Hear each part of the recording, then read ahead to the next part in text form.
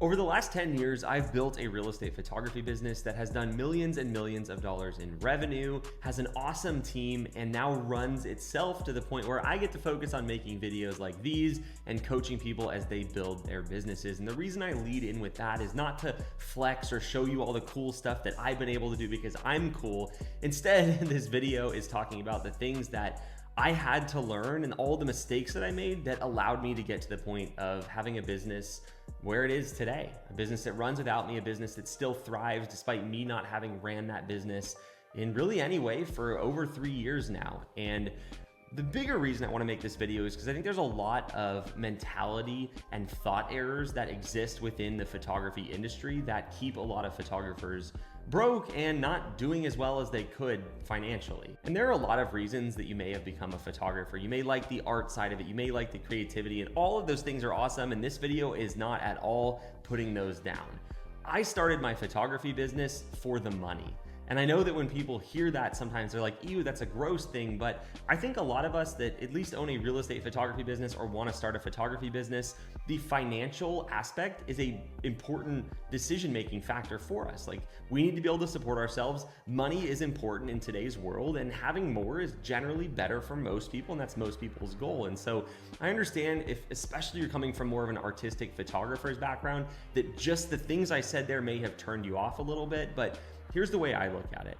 There are many different ways to be creative, and there are many different things that you can do with your business. For me, my goal was initially to build a business that made me some money, and then once I started making money, I wanted to make more, and then once I started making more, I was like, you know what? It would be cool if I could build this into a business that was able to operate without me, that had a team in place. And then when I started doing that, it became cool, the other opportunities that not only you get for yourself, but you get to create for other people as you scale your business. And so for me, I'm not the traditionally creative person, right? I don't love the art side of it very much, but I do like the creative side. And just for me, the creative side means I'm applying it to the business. I like to get creative with how can I build this business? How can I have a more efficient workflow? How can I get to the point where I have photographers shooting for me that my clients trust and love working with, in a lot of cases, more than me? And so in this video, I just want to talk through some of those common mistakes that we see photographers making and that pro photographers will say is necessary, but in my opinion, really holds them back as business owners. And again, this video is for you if you want to make more money as a photographer. You want to scale your business and you want to build something that's efficient. And maybe that means you just want to be able to make 10 or 12 grand a month by yourself without any employees. Or maybe it just means that's step one.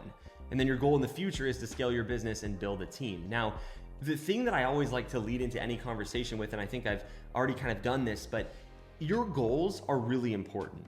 And so one of the things that I think more business owners, not just photo business owners, should take the time to do is go like, hey, what am I trying to accomplish in my business? Like, what's the goal here? Because when most people start a business, they start it for one of two reasons, and usually it's a combination of both, right? They want to make more money and they want to have more freedom.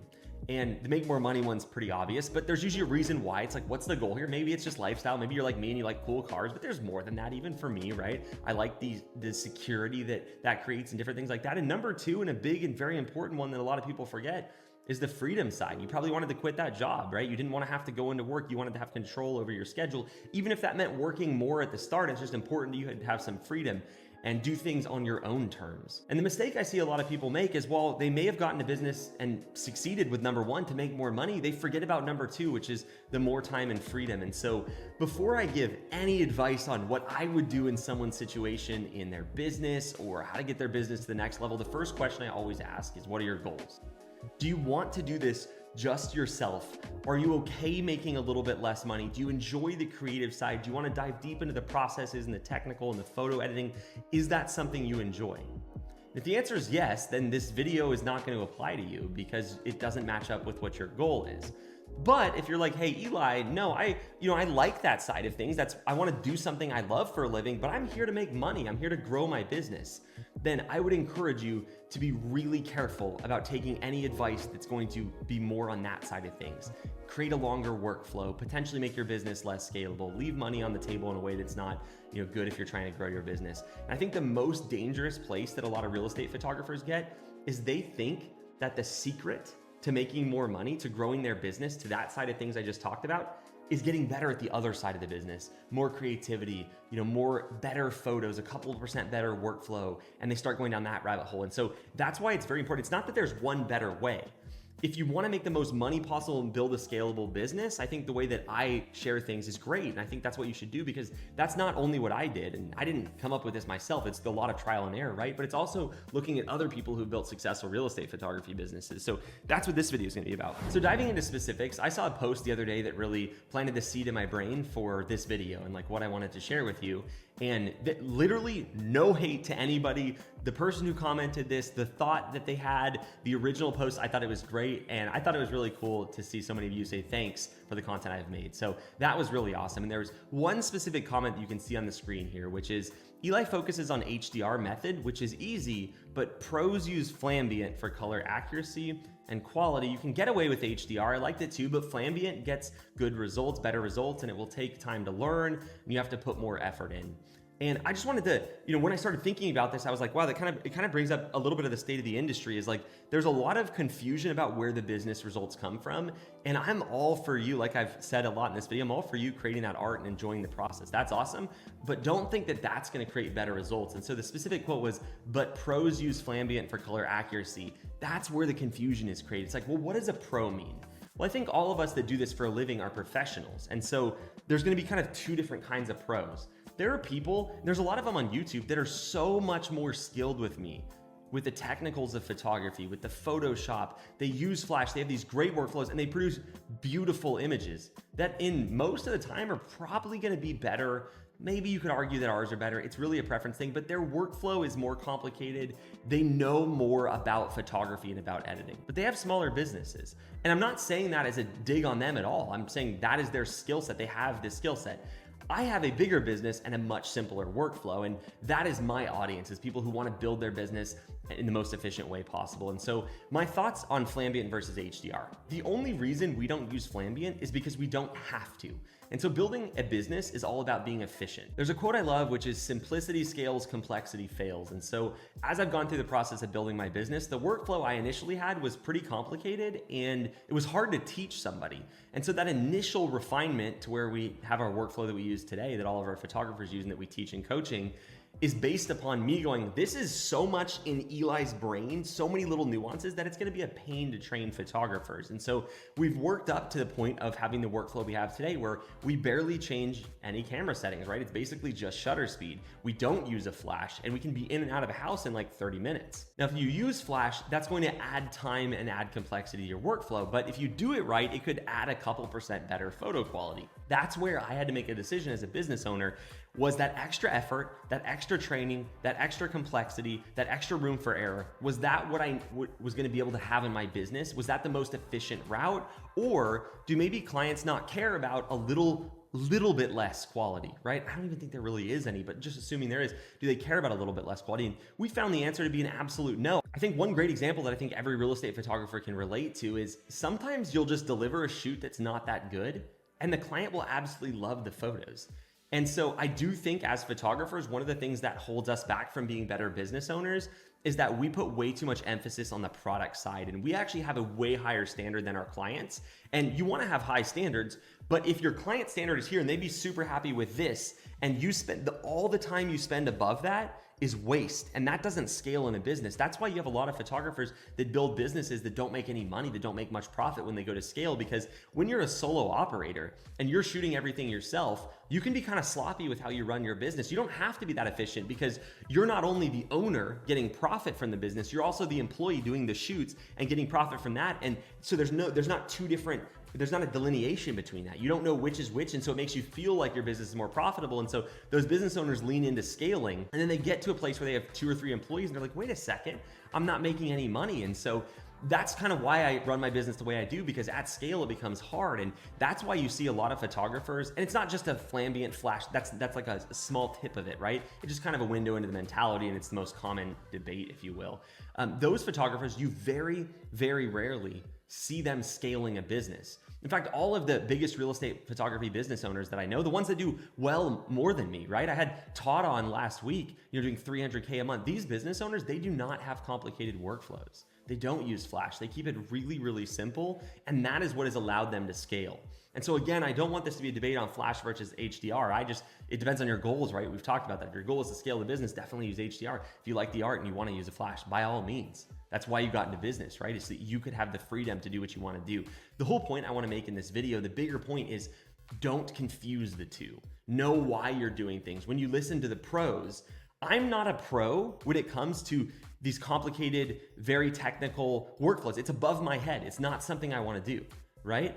But I am a pro when it comes to scaling a photo business. And so just make sure you know what advice you're taking. And when people comment in a thread or say things, it's like, who is this person? What are their results? Are those the results I want? I think one of the biggest things that I've learned as I've tried to grow my business is you will get a ton of advice as a business owner.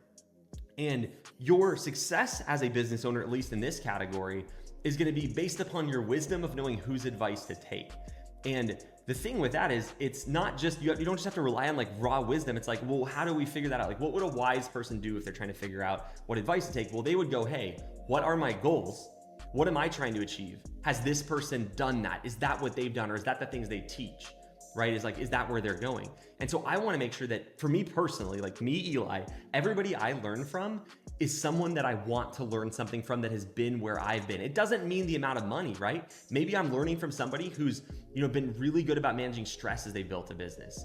Well, they don't have to have the same business as me, as a bigger business than me, but they could just know something about stress that I don't. Or maybe, if I'm trying to learn how to scale a business, I want to learn from someone who's scaled a business. And so that's why I started this whole conversation with goals. It's like, if you don't know your goals, you don't know what you want. If you don't know what you want, it doesn't matter who you listen to. And if you listen to a little bit of everybody, you're going to get this Frankenstein approach that doesn't work, right? Now, going one step further, since this video is on the topic of like what pro photographers do wrong that prevents them from scaling, that keeps them broke. And I really think that a lot of these things that they have ingrained into them as the right way to do things are what's actually holding them back. And so I think we've all heard the phrase, if you want it done right, you have to do it yourself. And that is the biggest lie on planet Earth. And I think it's one of those things that's it's really interesting because if you take it at its core, if I want it done right, I need to do it myself. It's a very prideful statement.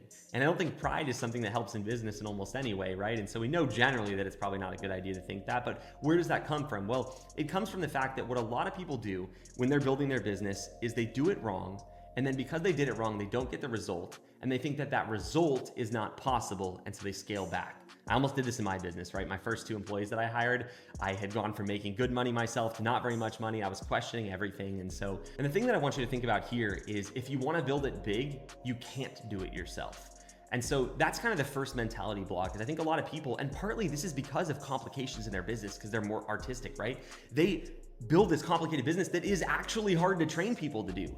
And then because it's actually hard to train people, they're never able to train people to their standard. And then when that person doesn't hit their standard, they then think they're the only one that can do it. Now, I would argue that you could train someone to that standard. It's just going to take longer, right? And because it takes longer, a lot of people quit before it happens because they don't think it's possible. Now, that's where what I do is different, right? I have a super simple workflow, so I can train someone to do what I do very easily. And I believe that anything I do can be done by anybody else. That's a core belief that I have now that I didn't used to have. And so that's the first thing, is knowing that, hey, if you want to build it big, you can't do it yourself. And the phrase, if you want it done right, you have to do it yourself, is a complete lie. And so that's number one. And the second thing, and this kind of is led into from number one, is people think scaling a business is going to be harder. And I would argue that the hardest stage as a real estate photographer is when you're fully booked up yourself. And hardest is relative, right? Because it's not that hard mentally. There's not a lot of challenges or complexities, right? But it's hard work. Shooting real estate photos all day, you're going out and you're making good money, which is awesome. But I just look at my business, and every time my business has grown, it's become easier in a sense and harder in other senses. But I think it's all relatively the same. And I would say too, the bigger my business has become, the more I enjoy it, because the more I get to surround myself with awesome people who are better at what they do than I am in that area. So where the first issue that really messes you up is thinking you only can do that and you only can do it if you have complexity. But then the second issue is, well, it's going to be hard. Like maybe I don't want to scale. And so that prevents a lot of people from scaling. And I think really that's just a fear-based thing. It's easier to look back and say, hey, that was easy, because you've done it. Of course it's easy, you've done it before. And then you look at the things you haven't done and they seem more complicated because you haven't done them. They seem more scary. And I've learned as I built my business that when something's scary, that's when I know I need to lean into it. So when I first started my business, it was like, even just making business cards felt cringy. I was like, what am I doing? Like, who am I, you know? And that was such a small thing. And then I got over that. And then the next scary thing was like, oh gosh, I actually have to go to this photo shoot. I have to meet the agent. I have to do what I've learned. I have to shoot the photos. It's like, this is scary. I remember literally for my first, I don't know how many shoots, but well over 20, I would literally be shaking before I went in the shoot. I was super scared. I was nervous. I wanted to not mess it up. And so you have that fear. And what did I need to be doing at that point? Well, I needed to be doing those shoots. That was the most important thing I could be doing. And then later that fear became, hey, like I'm getting fully booked out. I need to hire somebody, but that's scary. How am I going to train them, right? Then I hired somebody and I'm like, okay, well, it's easy to hire photographers. I have the process down. I can train them. I've built a team. I have 5 photographers now, but I'm too scared to hire someone else to do the admin role. And it's not ever I'm too scared in your brain, right? I don't think that's possible. And that's just your body kind of covering up the fear. It's like, well, I know that I can train someone to be a photographer, but I don't think I can train someone to answer the phones like I do and run the business like I do and book the shoots. And I'm like, well, that's silly. One day I hired an admin. It was awesome, right? There's always challenges at every stage, but we figured it out. And then I had this same repeating issue. Like, okay, I can hire an admin. I can hire photographers. I can never hire a CEO to run the business. And then Jared, one of my photographers, was put into that role because I started this business helping other photographers and it became a necessity, right? And then I was like, wait a second, Jared's running this. The time that Jared started running my business, I was no longer, in my opinion, the best CEO to run it. I think there was a lot of things that I was weak at, systems, other stuff like that, and automations and making us efficient, that Jared was very strong at it. So not only did I find out that other people could run Norman and Young for me, but Jared was actually better at it for what we needed then than I was. Like I was good at getting clients, I was good at growing businesses, but he was better at systematizing and organizing. And then we found that not even Jared had to do it, right? He trained another photographer at our business, a long-term photographer, Trent, who now runs the business for me. And so all this to say is every time I've run to a new level, it's always just been a new challenge, but not an impossible challenge. And I think a lot of times fear is what stops people from building their business. And so I know this video isn't perfectly organized. It's not a clear-cut, bulleted out list, but I hope this gives you some insight. And I really want you to, before you do anything in your business, before you make any big changes, ask yourself the question I started with, which is, what are my goals? What do I want to accomplish in the business? Make sure you get really clear on those. Because if you're not clear on those, you're very likely to think, hey, I want to grow my business. And I think you just really got to get clear on your goals. You got to find someone who's been where you want to go. And then you got to learn from them and learn from as many people as you possibly can. Again, this is not a video saying anybody else that shares any info on real estate photography is wrong, whether it's on YouTube, in a Facebook group, anything like that. You just have to know what they're trying to do and make sure that what you're trying to do maps for that. Speaking of goals, if your goal is to get your real estate media business off the ground or take your business from where it is to where you want to be, maybe that's higher in scale, or maybe that's make your first dollar as a real estate photographer, and your goal is on the business side of things. You want to build a business that supports you. You know that the money is important. It may not be the only thing. It's really more about what the money allows you to do. But if that's your focus, if you want to build a business, you want to do things efficiently, you want to be, potentially able to scale your business in the future, or maybe just make your first $6,000 a month, we'd love to work with you. I've built a team of 18 over here at Real Estate Photographer Pro. That doesn't include my photo business. And all of us exist to help you grow your business. Whether it's me making videos like this, my team talking to you about your goals, which you can talk with them below just by clicking that link and filling out a short application, or my coaches that are working with you as you actually build your business. We'd love to work with you. So check out that link below. It's a quick application. Our team will do a game plan call with you, learn more about your goals, your market, everything like that. Make sure that we can help you. And if we can, we'll tell you exactly what coaching would look like. So go check that out, and I'll see you in the next video.